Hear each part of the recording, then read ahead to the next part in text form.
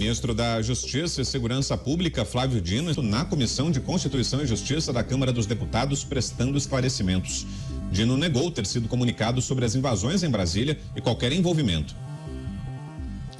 Inventaram e repetem a exaustão, como se repetir transformasse uma mentira em verdade, que eu recebi um mítico informe da ABIN, que é tão secreto que ninguém nunca leu, nem eu mesmo. Porque, por uma razão objetiva, eu jamais o recebi. E querem, às vezes, presidente, produzir aquilo que no direito a gente chama de prova de fato negativo. Como é que eu vou provar que eu não recebi? Isso não existe juridicamente, queridos irmãos e irmãs. Já ao falar sobre sua ida à favela da Maré sem escolta, ele ironizou o fato. Todas as senhoras e os senhores, sem exceção, e eu também. Quando chega em campanha eleitoral, todo mundo lembra de ir nas favelas e nas periferias. E ninguém pergunta se ali há crime organizado ou não.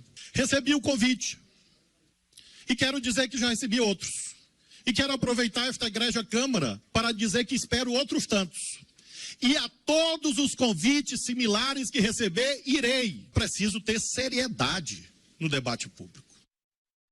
Vamos lá, análise aqui dos nossos comentaristas. Cláudio Dantas, está chegando agora. Suas primeiras impressões, Dantas, sobre esse depoimento de agora do ministro Flávio Dino na CCJ da Câmara. Bom, o Flávio Dino está usando aquela estratégia em que a melhor defesa é o ataque.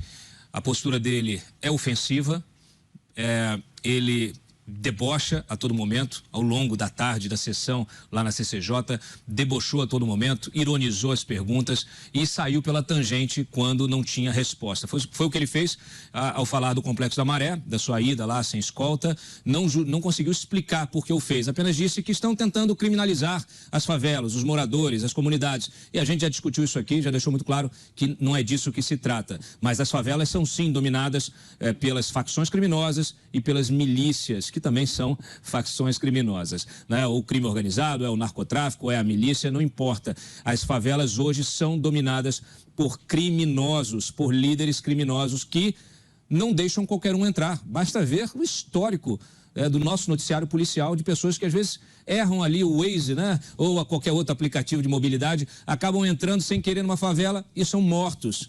Então, assim, imagina se tratar de uma autoridade do alto escalão da República que desce de Brasília para o Rio de Janeiro, pega o avião da FAB, pega aqui, faz a sua escolta para ir dentro de uma favela num encontro que não foi noticiado. Ele foi descoberto pela imprensa, não foi noticiado. Então, isso o Flávio Dino não conseguiu explicar. Também não conseguiu explicar, ou melhor, também saiu pela tangente, manipulando um pouquinho o discurso, ou melhor, manipulando bastante o discurso ao dizer que não foi informado de nada. Eu mesmo publiquei, logo depois, dias depois do dia 8 de janeiro, um ofício assinado pelo Flávio Dino ao governador Ibanez, no qual ele diz que estava sendo informado. Que a Polícia Federal, a inteligência da Polícia Federal, o havia informado de tudo o que estava acontecendo. Inclusive da intensa movimentação de pessoas inconformadas com o resultado das eleições. Estou lendo aqui o ofício. E ele dizia no ofício: o referido movimento teria a intenção de promover ações hostis e danos contra os prédios públicos dos ministérios, do Congresso Nacional, do Palácio do Planalto, do Supremo Tribunal Federal e, possivelmente, de outros órgãos como o Tribunal Superior Eleitoral. Fecha aspas. O resto é conversinha fiada. Quero começar. Por que não recebi o relatório da ABIN? A fala dele. Querem que eu prove que eu recebi um documento que eu não recebi, diz ele. Não, é o relatório tão secreto da ABIN que eu nunca vi. Então ele está se valendo aí do direito, é claro, porque não dá para fazer prova negativa. Como é que eu vou provar que não aconteceu uma coisa comigo? Quem disse que aconteceu, que tem que provar. Aí eu quero saber por que o Anderson Torres está preso. E quero saber por que o Jair Bolsonaro é investigado. Nunca morri de amores pelo Bolsonaro. Mas quero saber por que ele é investigado. Por que ele está tendo que provar que não recebeu uma minuta que nunca esteve com ele. Então, esta questão não é nem de dois pesos, duas medidas. O Flávio Dino, ele tem todos os pesos e todas as medidas dentro dele. É ridículo esse posicionamento que ele faz. É aviltante, antidemocrático. E ele diz que gosta tanto de favela que deve ser por isso que ele deixou o Maranhão, nos 8 anos que ele foi governador, uma favela. Olha, foi uma convocação consenso na Comissão de Segurança Pública da Câmara dos Deputados. E aí a convocação virou convite para ser mais polido. E em retribuição a essa cortesia dos deputados da comissão, Flávio Dino rasgou a ignorância e foi muito agressivo. Chegou a discutir com deputados num plenário da comissão, dizendo que não sabia o que estava fazendo ali. Olha, todos os ministros têm a obrigação de dar explicações ao Congresso Nacional. Muito mais Flávio Dino, primeiro, sobre o que aconteceu no dia 8. Ali aconteceu algo grave que precisa ser avaliado, e avaliado com muita atenção. Ele sabia, se não sabia, é incompetência, porque o dia 8 era governo Jair Bolsonaro. Ele já era ministro da Justiça e Segurança Pública. Levaram bola nas costas? Que assuma aí e diga, levamos bola nas costas. Mas esta é uma responsabilidade do presidente Lula e não do ex-presidente Jair Bolsonaro. Sobre a Ida Maré, a gente não entende essa familiaridade que ele tem exatamente com um lugar onde ninguém entra sem o sinal verde dos que mandam lá, e não é governo que manda ali.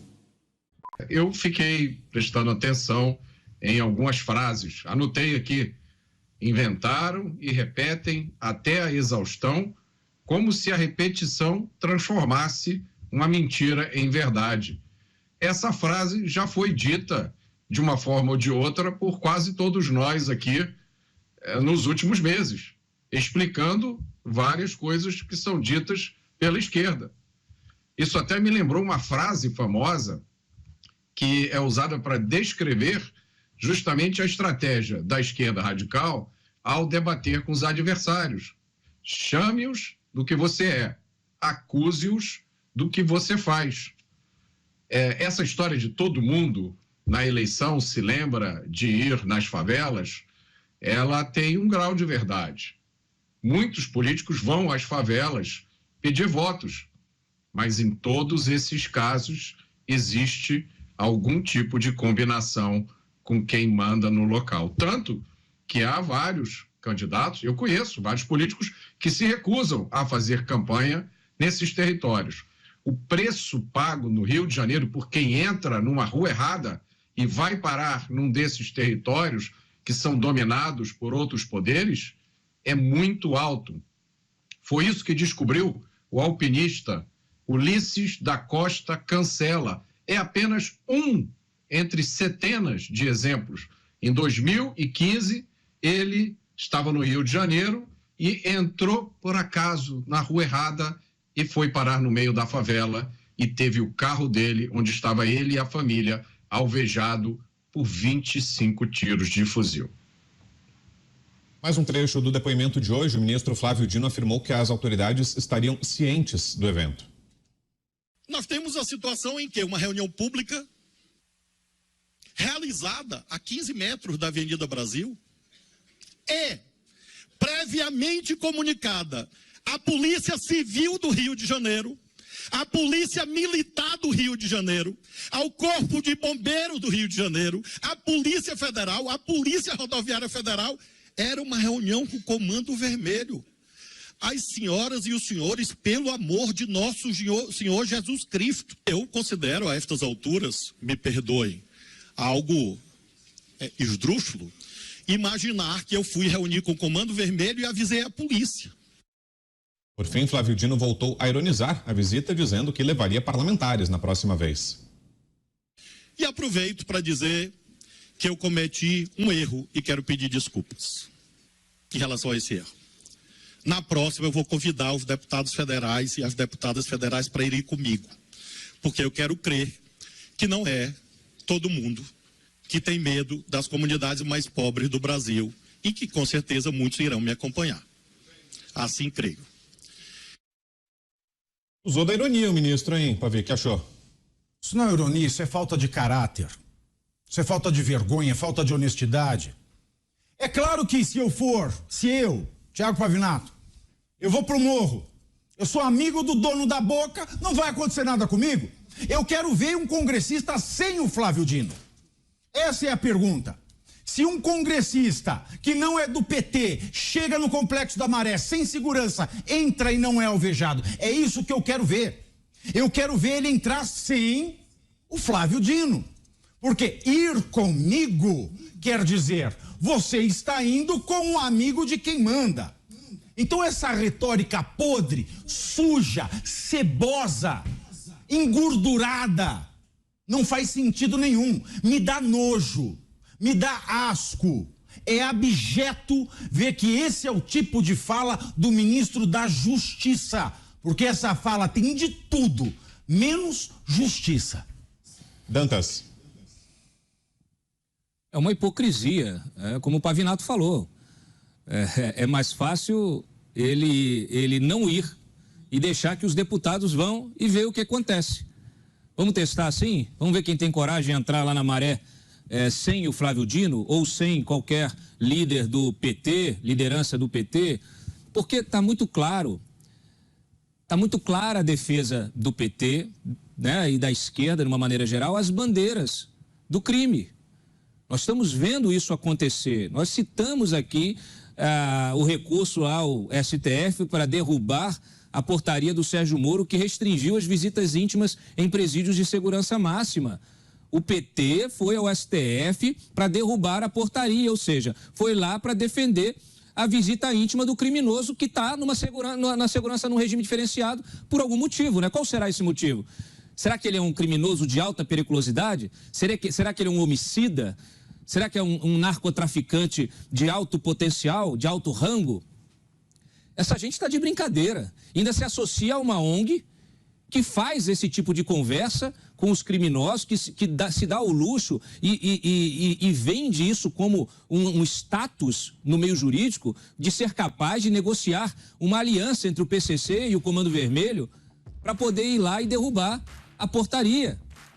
Então, assim, não é brincadeira do que nós estamos falando. O Dino passou aí essa sessão da CCJ também debochando, ironizando e até atacando, ofendendo e ameaçando um deputado que levantou a hipótese de relacionamento, de vínculo entre o PT e o PCC. E ele passou a ameaçar o deputado, falando que o deputado que está sendo investigado no Supremo deveria medir as suas palavras. É um ministro da Justiça, um representante do Executivo, ameaçando um parlamentar dentro da sua casa. Esse negócio está saindo do controle. Deixa eu ouvir o Mota também. O que achou, Mota? Pelas informações que foram publicadas, a reunião foi com ONGs ligadas à esquerda radical. São ONGs conhecidas pela defesa que fazem dos criminosos, né? Que são, na verdade, as ONGs se apresentam como ONGs de direitos humanos, mas você jamais vai vê-las defendendo os direitos humanos das vítimas dos traficantes. Elas sempre aparecem quando há uma operação policial para acusar os policiais de violação dos direitos humanos. Essa é a função delas. Pelo menos uma delas participou do grupo que pediu a DPF 635, uma medida que suspendeu as operações policiais nas comunidades do Rio até que acabasse a pandemia. Acabou a pandemia, mas a DPF 635 continua valendo. Eu tive um encontro com algumas dessas ONGs num evento em 2017, no auditório do Ministério Público. Elas estavam reunidas, lideradas por um deputado da esquerda radical, que hoje comanda um órgão do governo federal. Era um evento para difamar a polícia, para chamar os policiais de assassinos, para dizer que o problema da segurança pública do Rio era causado pela polícia. A gente ouviu isso recentemente. Eu descrevo esse episódio no meu primeiro livro, Ou Ficar a Pátria Livre. Depois de ouvir várias dessas ONGs, eu pedi a palavra e defendi os policiais. Eu fui vaiado e quase fui agredido pelos militantes presentes.